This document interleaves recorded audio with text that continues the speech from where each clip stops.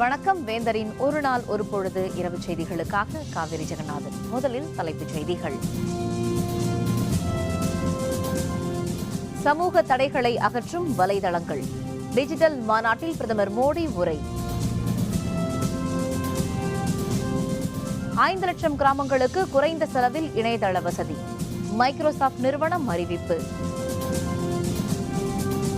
Mecca விபத்தில் இந்தியர்கள் பலி எண்ணிக்கை 35ஆக அதிகரிப்பு. இந்திய தூதரகம் வாயிலாக உதவிகளை அளிக்க ஏற்பாடு. காற்றாடி நூல் அறுத்து சிறுவன் பலி. சென்னையில் தொடரும் சோகம். ஃபேஸ்புக், ட்விட்டர், இன்ஸ்டாகிராம் போன்ற சமூக வலைதளங்கள் சமூகத்தில் உள்ள தடைகளை அகற்றியிருப்பதாக பிரதமர் மோடி தெரிவித்துள்ளார். அமெரிக்கா சென்றுள்ள மோடி பன்னாட்டு தகவல் தொழில்நுட்ப தலைநகராக விளங்கும் சிலிகான் வேலியில் டிஜிட்டல் இந்தியா மாநாட்டை தொடங்கி வைத்தார். இதில் கூகுள் தலைமைச் செயல் அலுவலர் Sundar Pichai, Microsoft CEO Satya Nadella, Adobe நிறுவனத்தின் நாராயணன், சிஸ்கோ உள்ளிட்ட பல முன்னணி நிறுவனங்களின் தலைவர்கள் பங்கேற்றனர். இந்த நிகழ்ச்சியில் பேசிய மோடி, இந்தியாவில் உள்ள விமான நிலையங்கள் மட்டுமின்றி 500 ரயில் நிலையங்களில் இலவச வைஃபை இணையதள வசதியை அரசு அளிக்க இருப்பதாக தெரிவித்தார். From creating infrastructure to services, from manufacture of products to human resources, development from support governments to enabling citizens and promoting digital literacy, Digital India is a vast cyber world of opportunities for you. The task is huge. The challenges are many, but we also know that we will not reach new destination without taking new roads. இந்தியாவின் பிராந்திய மொழிகளில் இணையத்தை கொண்டு வருவதாக சுந்தர் பிச்சை வாக்குறுதி அளித்ததற்கு நன்றி என்று மோடி குறிப்பிட்டார். சிலிகான் வேலியில் உள்ள ஒவ்வொருவருக்கும் டிஜிட்டல் இந்தியா திட்டத்தில் பங்கேற்க வேண்டும் என்றும் மோடி அப்போது அழைப்பு விடுத்தார். Our relationship is also defined by the power of youth, technology and innovation. This can ignite a partnership that will advance and sustain prosperity in our two countries. Even more, in this digital age, we can draw on the strength of our values and partnership to shape a better and more sustainable future for the world. இந்த நிகழ்ச்சியில் உரையாற்றிய Microsoft நிறுவன தலைமை செயல் அலுவலர் Sathya Nadella, digital இந்தியாவை உருவாக்க நினைக்கும் பிரதமர் மோடியின் முயற்சிக்கு ஆதரவளிக்கும் வகையில் இந்தியாவில் உள்ள 5 லட்சம் கிராமங்களுக்கு குறைந்த செலவில் இணையதள வசதியை அளிக்க மைக்ரோசாப்ட் திட்டமிட்டுள்ளதாக தெரிவித்தார்.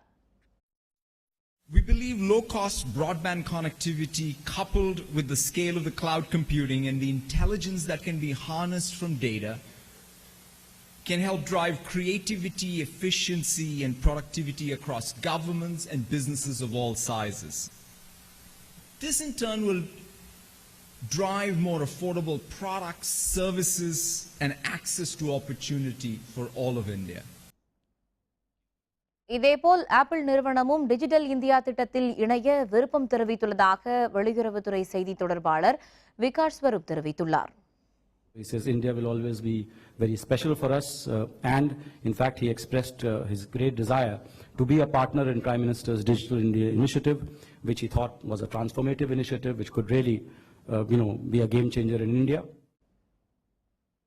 மெக்காவில் நேரிட்ட விபத்தில் உயிரிழந்த இந்தியர்களின் எண்ணிக்கை 35ஆக அதிகரித்துள்ளது.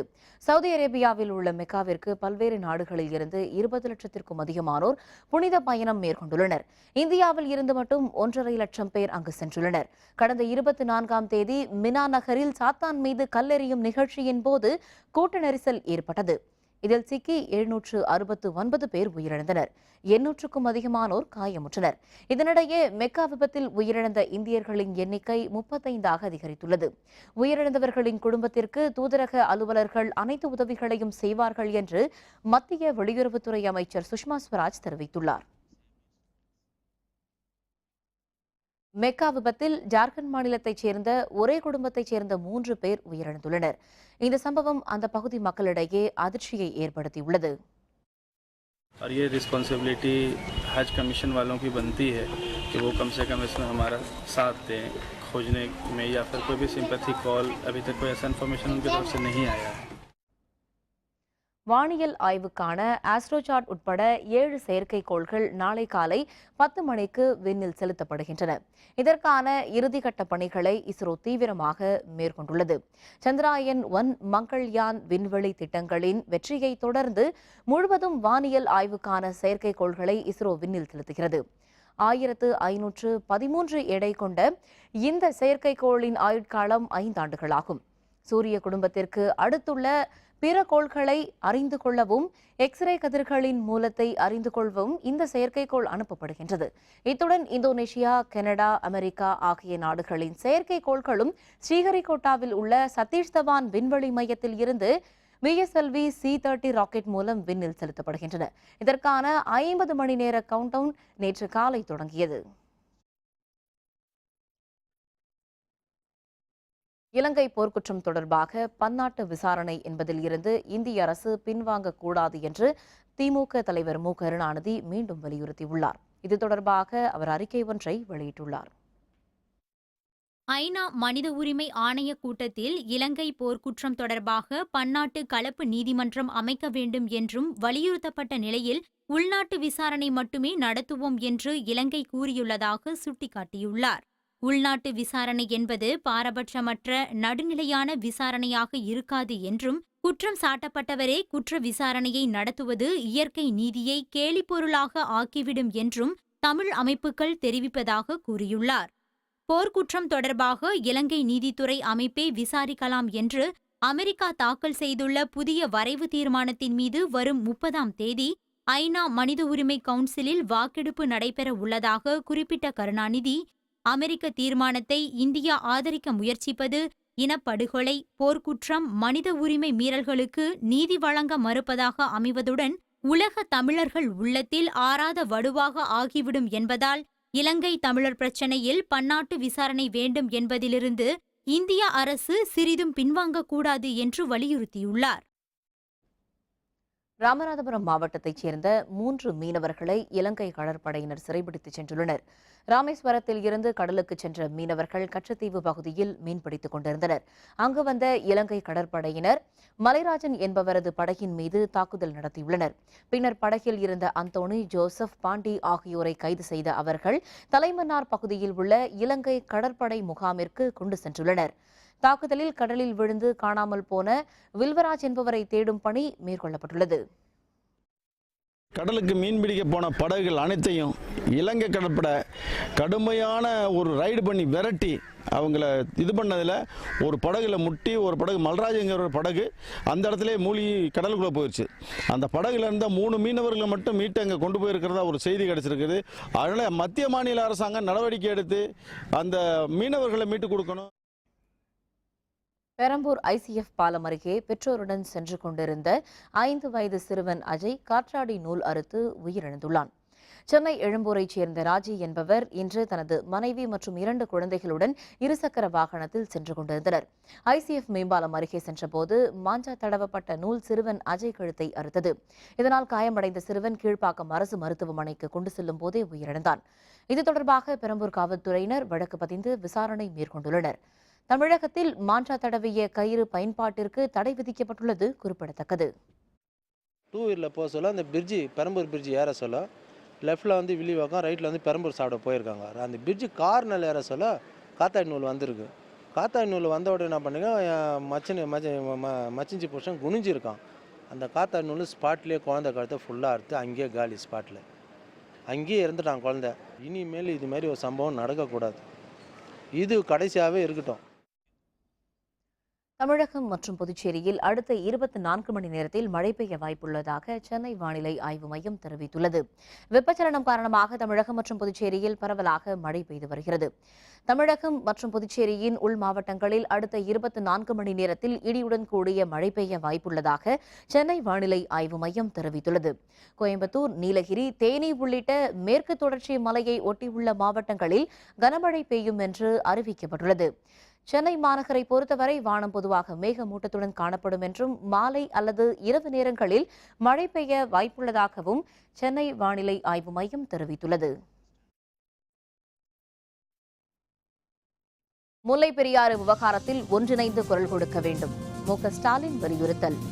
விவரம் விளம்பர இடைவேளைக்கு பிறகு.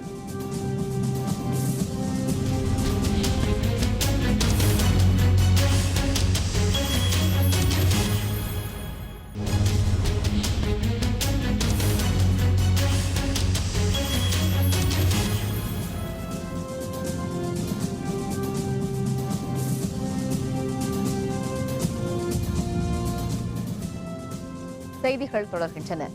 முல்லை பெரியாறு விவகாரத்தில் கட்சி பாகுபாடு பார்க்காமல் அனைத்து கட்சிகளும் ஒன்றிணைந்து குரல் கொடுக்க வேண்டும் என்று திமுக பொருளாளர் மு.க. ஸ்டாலின் தெரிவித்துள்ளார்.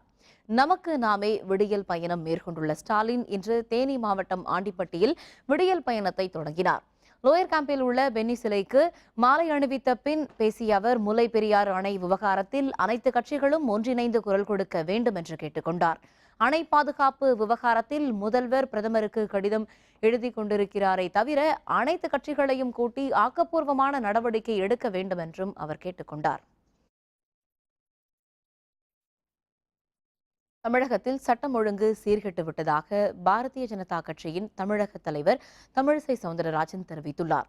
கடலூர் குண்டூரில் உள்ள மறைந்த டிஎஸ்பி விஷ்ணுபிரியாவின் வீட்டிற்கு சென்று அவருடைய படத்திற்கு தமிழிசை சவுந்தரராஜன் மலரஞ்சலி செலுத்தினார். பின்னர் செய்தியாளர்களுடன் பேசிய அவர் காவல்துறையினர் சுதந்திரமாக செயல்பட அனுமதிக்கவில்லை எனவும் சிறைச்சாலைகளில் காவலர்கள் தாக்கப்படுவதாகவும் குற்றம் சாட்டினார். இதுபோன்ற செயல் தமிழகத்தில் சட்டம் ஒழுங்கு சீர்கெட்டுவிட்டது என்பதை எடுத்துக்காட்டுவதாகவும் அவர் தெரிவித்தார்.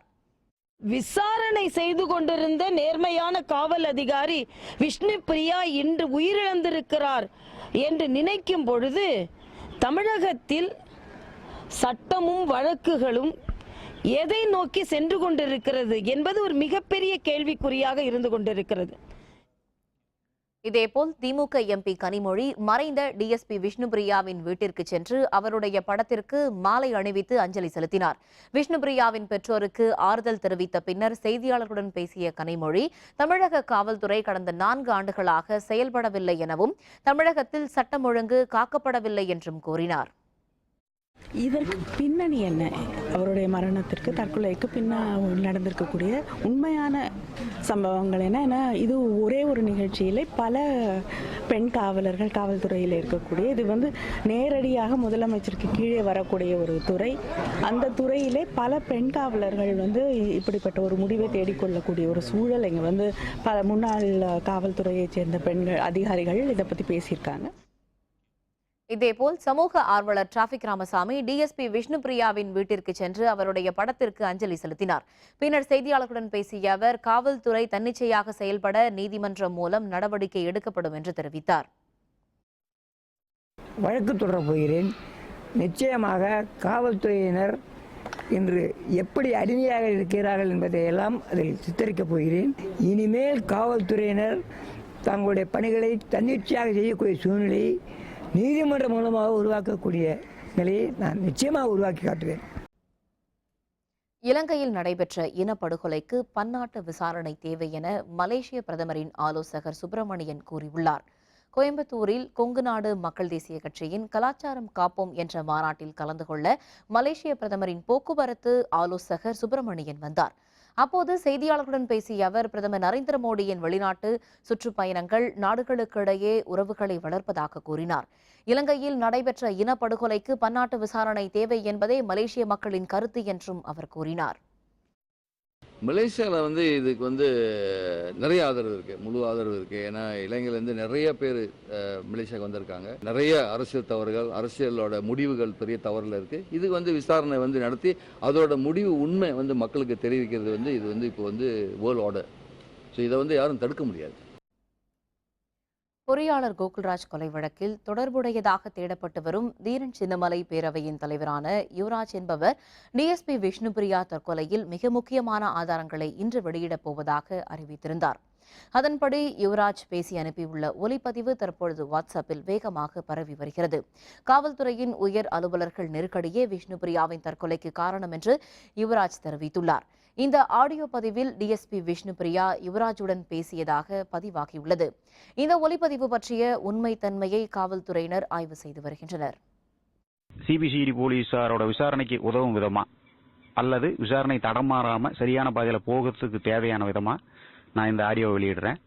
இதற்கு உண்டான ஆதாரங்கள், அந்த ஆதாரம் என்னென்ன, அவங்க தற்கொலை தான் பண்ணிக்கிட்டாங்க, தற்கொலை பண்ணிக்கிறதுக்கு நிர்பந்தப்படுத்தினவங்க எஸ்பி, ஏடிஎஸ்பி, அடுத்து டிஎஸ்பி உடனடியா இருந்திருக்கார் அப்படிங்கிறதுக்கான ஆதாரங்கள் இதுல நான் சொல்லி அனுப்புறேன். அதுபோல இவங்க எல்லாத்துக்கும் ஒட்டுமொத்தமா பாதுகாப்பு கொடுக்கறது மேற்கு மண்டல ஐஜி அப்படிங்கிறதுக்கு உண்டான ஆதாரத்தையும் நான் இதுல தெளிவா அனுப்புறேன். இதுல ஒரு ப்ராப்ளம் இல்லை மேடம். நான் சரண்டராக முன்ஜாமீன் எடுத்துக்கிறதுல டிபார்ட்மெண்ட்டுக்கு என்ன பிரச்சனை? இந்த கேஸ்ல முன்ஜாமீன் நீங்க நினைச்சா இல்ல, நானே நினைச்சா கூட வந்து வேணா இவர் கொடுத்துருக்கான்னு சொன்னா கூட இப்ப கொடுக்க ரெடியா இல்ல. இப்போ நிலவரம் அப்படி இருக்கு. உங்களுக்கு தெரியுமான்றியா எனக்கு தெரியாது. ஒரு சின்ன பேப்பரை எங்கேயாவது நவுத்துனா கூட எல்லாரும் ஒரு 1000 போன் கால் எனக்கு வந்துருது. இது மாதிரி யுவராஜ் பெயில் போடுறாங்க, யுவராஜ் பெயில் போறாங்க அப்படின்னு சொல்லிட்டு. நீங்க நாளைக்கு சரண்டர் இங்க அதிகாரிகள் அந்த மாதிரி சிச்சுவேஷன்ல இருக்காங்க. நீங்க நாளைக்கு சரண்டர் ஆனா கூட இது வரைக்கும் போட்ட பூங்கா கூட அவங்க கேன்சல் பண்றதுக்கு ரெடி. நானே ரெடியா இருக்கேன். நானே ஃபர்தரா கூட எதுவுமே இனிஷியேட் பண்ண போறது கிடையாது. You can come and surrender. அது ஒரு தேவையில்லாம you are putting everybody in the pressure. Namakkal மாவட்ட எஸ்பி இவர் கண்டிப்பா ஜெயிலுக்கு போறது உறுதி. இந்த விஷ்ணுபிரியா தற்கொலை வழக்குல இவர் தான் நிர்பந்தம் பண்ணாரு. இந்த பொய் கேஸ் பூரா போட்டது பூரா இவர் தான். அத்தனை ஆதாரங்கள் எங்கிட்ட இருக்கு. அதை வச்சு நான் அடுத்து நீதிமன்றத்துக்கு போவேன். இதுல முக்கியமா நான் உங்களுக்கு சொல்றது ஒண்ணுதான், இந்த வழக்கு முறையான திசையில போகல. தற்கொலை வழக்கு இவங்க தான் நிர்பந்தப்படுத்தி அவங்க சாவுக்கு காரணமானாங்கிறது உண்மையான தகவல் வெளி வரல அப்படின்னா நான் சென்னை உயர்நீதிமன்றத்துக்கு கண்டிப்பா போவேன். அதுல எந்த மாற்றமும் இல்லைங்கிறத நான் இதுல தெரிஞ்சுக்கிறேன். MBBS, BDS போன்ற மருத்துவ படிப்புகளுக்கான 3ஆம் கட்ட மருத்துவ கலந்தாய்வின் 2வது நாளான இன்று திரளான மாணவர்கள் கலந்து கொண்டனர். பல்வேறு மாவட்டங்களில் இருந்து மாணவர்கள் ஆர்வத்துடன் கல்லூரிகளை தேர்ந்தெடுத்தனர். இது பற்றிய விவரங்களை தருகிறார் நமது செய்தியாளர் S. விக்னேஷ். MBBS, BDS மருத்துவ படிப்புகளுக்கான 3ஆம் கட்ட கலந்தாய்வு நேற்று சென்னை ஓமந்தூரார் அரசு பல்நோக்கு மருத்துவமனையில் தொடங்கியது. நேற்றைய கலந்தாய்வின் முடிவில் சுமார் 257 இடங்கள் காலியாக இருந்தன. இதனை நிரப்புவதற்காக இன்றும் கலந்தாய்வு நடைபெறும் என அறிவிக்கப்பட்டிருந்தது. இதற்காக சுமார் 4000க்கும் அதிகமான மாணவ மாணவிகளுக்கு அழைப்பு விடுக்கப்பட்டிருந்தது. இன்று தொடங்கிய இந்த கலந்தாய்வில் ஆர்வமாக மாணவ மாணவிகள் கலந்து கொண்டு தங்களுக்கு விருப்பமான கல்லூரியை தேர்ந்தெடுத்தனர். இது நான் 3rd கவுன்சிலிங் அட்டன் பண்ணியிருக்கேன். எனக்கு டாக்டர் சீட்டுக்கு போகணுன்னு ரொம்ப நாள் ஆசை. பட் எனக்கு இந்த இதில் கிடச்சிருச்சு. நான் விவேகானந்தா டென்டல் காலேஜ் சூஸ் பண்ணியிருக்கேன். I feel very happy now. நான் 2nd கவுன்சிலிங் போன வாட்டி வந்திருந்தேன். போன வாட்டி 2nd கவுன்சிலிங் எனக்கு வெயிட்டிங் லிஸ்ட்டில் வந்துச்சு. இப்போ இந்த 3rd கவுன்சிலிங் வந்திருக்கேன். தாகூர் டென்டல் காலேஜ் எடுத்திருக்கேன் சென்னையில். நான் ரொம்ப சந்தோஷமாக ஃபீல் பண்ணுறேன். சர்வீஸ் பண்ணணும்னு ஆசைப்பட்றேன். 257 இடங்களில் சுமார் 100க்கும் அதிகமான இடங்கள் தற்போது நிரப்பப்பட்டுள்ளது. வேந்தர் செய்திகளுக்காக சென்னையிலிருந்து S. விக்னேஷ். 2016 சட்டப்பேரவை தேர்தலில் காஞ்சிபுரம் மாவட்டத்தில் போட்டியிடும் இந்திய ஜனநாயக கட்சி வேட்பாளர்களை வெற்றி பெறச் செய்ய கட்சியின் தெற்கு மாவட்ட செயல் வீரர்கள் கூட்டத்தில் முடிவு செய்யப்பட்டுள்ளது. காட்டாங்குளத்தூரில் உள்ள SRM பல்கலைக்கழக வளாகத்தில் இந்திய ஜனநாயக கட்சியின் காஞ்சி தெற்கு மாவட்ட செயல் வீரர்கள் கூட்டம் நடைபெற்றது. இதில் இந்திய ஜனநாயக கட்சியின் கொள்கைகளை விளக்க திண்ணை பிரச்சாரங்கள், தெருமுனை கூட்டங்கள் நடத்துவது என்று முடிவு செய்யப்பட்டது. இந்த கூட்டத்தின் போது மறைமலை நகர், செய்யூர் பகுதிகளைச் சேர்ந்த தேமுதிக, பாமக கட்சிகளில் இருந்து 50க்கும் அதிகமானவர்கள் இந்திய ஜனநாயக கட்சியில் இணைந்தனர். அனைத்து தொகுதிகளிலும் பூத்து கமிட்டி அமைப்பது மற்றும் வாக்காளர்களை நேரடியாக சந்திப்பது மூலம் கட்சியை மேலும் பலப்படுத்துவது, திண்ணை பிரச்சாரம் போன்ற அனைத்து சாதனங்களையும் பயன்படுத்தி இந்திய ஜனநாயக கட்சி போட்டியிடும் காஞ்சிபுரம் மாவட்ட அனைத்து தொகுதியிலும் வெற்றி பெறுவோம் என்று தீர்மானித்து அதற்கேற்ற மாதிரி எங்களுடைய செயல்பாடுகளை அமைத்துள்ளோம். கரும்பு விவசாயிகளுக்கு நிலுவைத் தொகையை வழங்காத சர்க்கரை ஆலைகளை கண்டித்து தமாக இளைஞரணி சார்பில் போராட்டம் நடத்துவது என்று அறிவிக்கப்பட்டுள்ளது. தமிழ் மாநில காங்கிரஸ் கட்சி இளைஞர் அணியின் மாநில செயற்குழு கூட்டம் இதன் தலைவர் M. யுவராஜா தலைமையில் ஈரோட்டில் நடைபெற்றது. பின்னர் செய்தியாளர்களுடன் பேசிய அவர், காவிரியில் தண்ணீர் திறந்துவிட மறுக்கும் கர்நாடக அரசை கண்டித்து வரும் அக்டோபர் 1ஆம் தேதி தஞ்சாவூரில் போராட்டம் நடத்தப்படும் என்று தெரிவித்தார். விவசாயிகளுக்கு நிலுவைத் தொகையை வழங்க மறுக்கும் சர்க்கரை ஆலைகளுக்கு எதிராக போராட்டம் நடத்தப்படும் என்றும் அவர் கூறினார். இந்த மாத இறுதியில் கரும்பு விவசாயிகளுக்கு ஆதரவாக விவசாயிகளுக்கு ஆலைகள் தர வேண்டிய நிலுவைத் தொகை தர வேண்டி கோரி தமிழகத்தில் உள்ள அனைத்து சர்க்கரை ஆலை முன்பும் மாபெரும் ஆர்ப்பாட்டம் இளைஞரின் சார்பாக நடைபெறும். சென்னை உள்நாட்டு விமான நிலையத்தில் பயணிகள் வரும் பகுதியில் அமைக்கப்பட்டுள்ள தானியங்கி கண்ணாடி 54வது முறையாக உடைந்து நொறுங்கியது. சென்னை விமான முனையத்தில் புதிதாக அமைக்கப்பட்ட பன்னாட்டு முனையத்தில் மேற்கூரை கண்ணாடிகள் முதன்முறையாக 2013இல் விழத் தொடங்கியது. இதனைத் தொடர்ந்து அடிக்கடி கண்ணாடி உடைந்து விழும் சம்பவங்கள் நடைபெறுகின்றன. இதனிடையே 22வது நுழைவு வாயில் அமைந்திருந்த தானியங்கி கண்ணாடி இன்று திடீரென விழுந்து நொறுங்கியது. அப்போது பயணிகள் யாரும் வராத காரணத்தால் யாருக்கும் எந்த பாதிப்பும் ஏற்படவில்லை. இதனையடுத்து விமான நிலைய அலுவலர்கள் விபத்து தொடர்பாக ஆய்வு மேற்கொண்டனர்.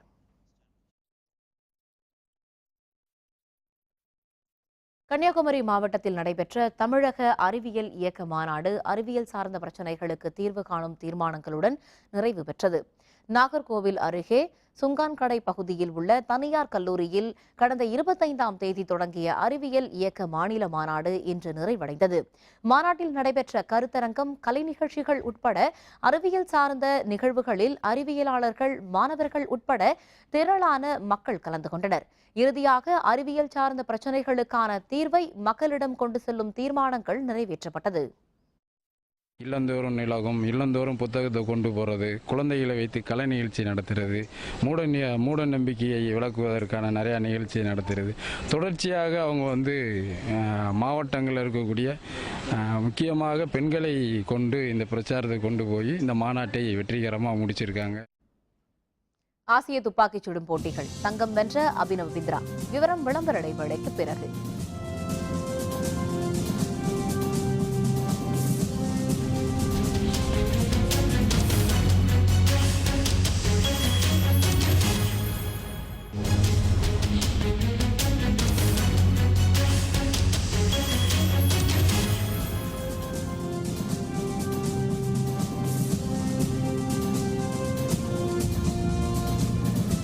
செய்திகள் தொடர்கின்றன. இனி அயலகச் செய்திகள்.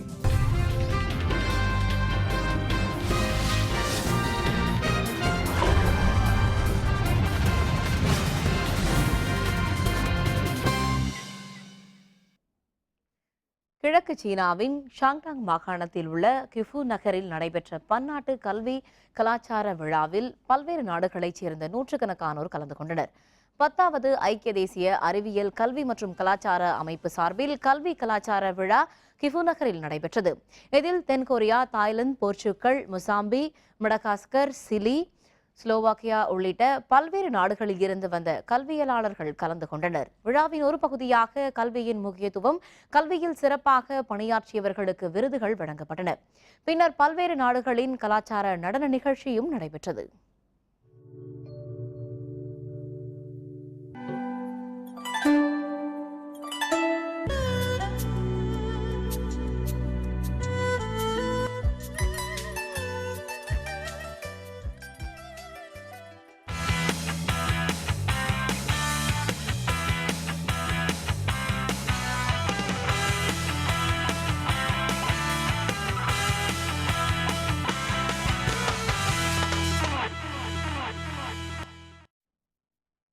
தில்லியில் நடைபெற்ற 8வது ஆசிய துப்பாக்கிச் சுடும் போட்டியின் இறுதி ஆட்டத்தில் இந்தியாவின் அபினவ் பிந்த்ரா தங்கம் வென்றார்.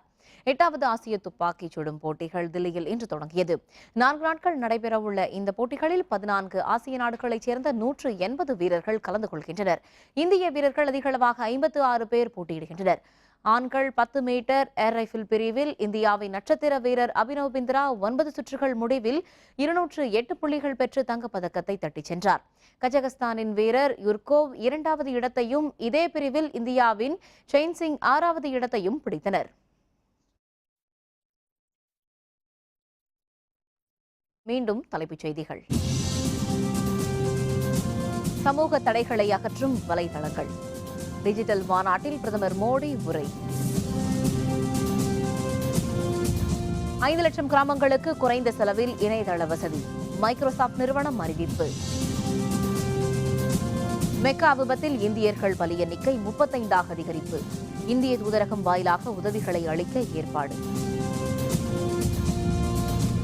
காற்றாடி நூல் அறுத்து சிறுவன் பலி. சென்னையில் தொடரும் சோகம். இத்துடன் வேந்தரின் ஒரு நாள் ஒரு பொழுது இரவு செய்திகள் நிறைவடைந்தன. மீண்டும் இரவு 10 மணிக்கு கண்ணுறங்கும் வேளை இரவு செய்திகளில் சந்திப்போம். வணக்கம்.